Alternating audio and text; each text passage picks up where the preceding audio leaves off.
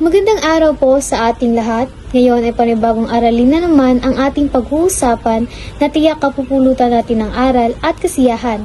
Ang ating paksa ay tungkol sa kwentong bayan. Ito ay mga sinuunang salaysay na nagpapakita ng kultura, paniniwala at mga aral ng ating mga ninuno. Sa aralin na ito ay inaasahang na ilalahad ang kultura na pinagmulan ng kwentong bayan sa napakinggang usapan ng mga tauhan.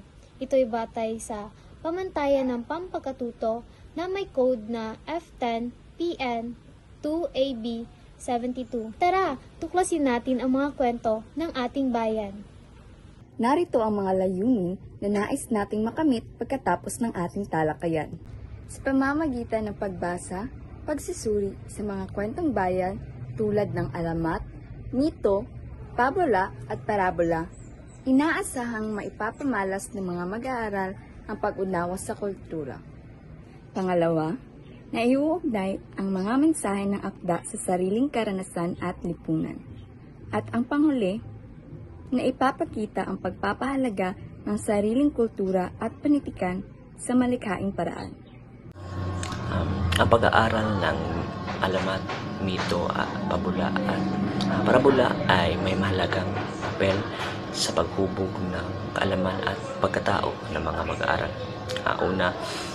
Ito ay nagsisilbing tulay upang maunawaan nila ang pinagmulan ng kultura, paniniwala at mga kawalian ng mga Pilipino at sa iba pang lahi.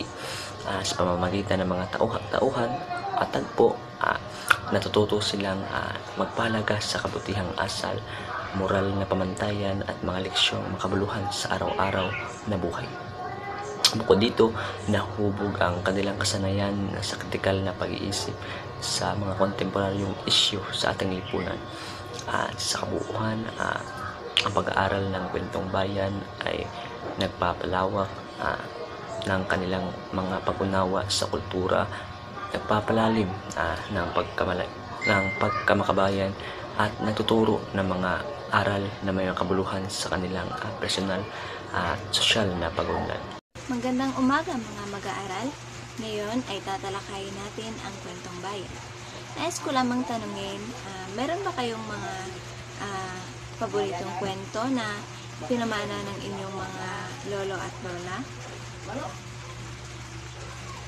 Kung ganon, ang mga kwentong inyong paborito ay maaaring maging parte ng maging bahagi ng mga kwentong bayan. Sa araw na ito, tatalakayin natin ang 4 na anyo ng kwentong bayan, ang alamat, mito, pabola at parabola. Ngunit unahin muna natin kung ano nga ba ang kwentong bayan. Ang kwentong bayan ay isang uri ng panintikan na pasalinlabi o ito ay anyo ng pasalita. Kadalasan ito ay nagbibigay ng kultura o di kaya paniniwala at tradisyon kung saang lugar man ito nanggaling. Ang mga kwentong bayan ay nagbibigay ng aral at aliw sa mga mambabasa. Unahin natin ang alamat. Ang alamat ay isang uri ng kwentong bayan na kung saan pinaniniwalaan na ito or dito nangyari or ito yung dahilan kung bakit nangyari ang isang pinagmulan ng mga bagay o pangyayari sa isang lugar. Ang mito naman ay ang paniniwala ng mga Diyos at Diyosa o mga nilalang na mga makapangyarihan. Ngayon, may ipapabasa ako sa inyo. Maaari niyo ba itong basahin? Anong kultura o ang kaugalian ang iyong nakalap sa pamamagitan ng pagbasa? Magaling. Sa mga kwentong bayan, maaari tayong makapulot ng mga kultura o kaugalian ng mga taong pinagmulan nito, kagaya na lamang ng paggalang, paggamit ng po at opo na kadalasang nababasa natin sa mga kwentong bayan. Pag-uusapan naman natin ngayon kung ano ang pabola at parabola. Dadako muna tayo sa pabola. Ang pabola ay isang kwentong bayan na ang mga hayop ang tauhan at kumikilos sila na parang tao.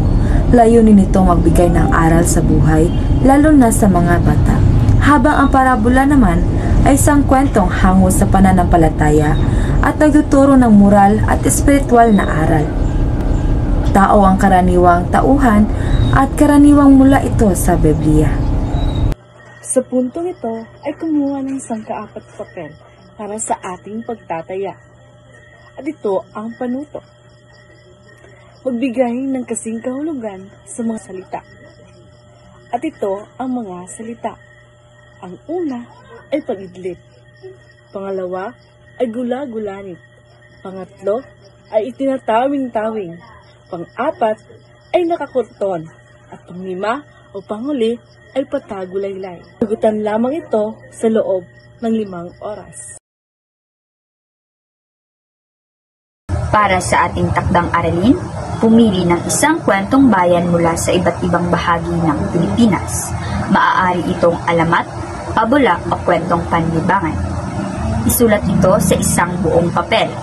Sundin ang mga sumusunod.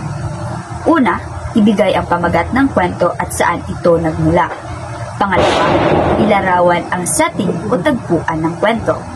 Pangatlo, isulat ang mga mahahalagang pangyayari sa kwento. Pang-apat, i-analyze ang daang pangyayari at ibahagi kung paano ito nagpapahiwatig ng mga tradisyon o paniniwala ng mga Pilipino. Panglima, magbigay ng sariling reaksyon o opinyon tungkol sa kwento. Ipasa ang inyong papel na may sagot sa loob ng 1 linggo mula sa pagtanggap ng takdang aralin.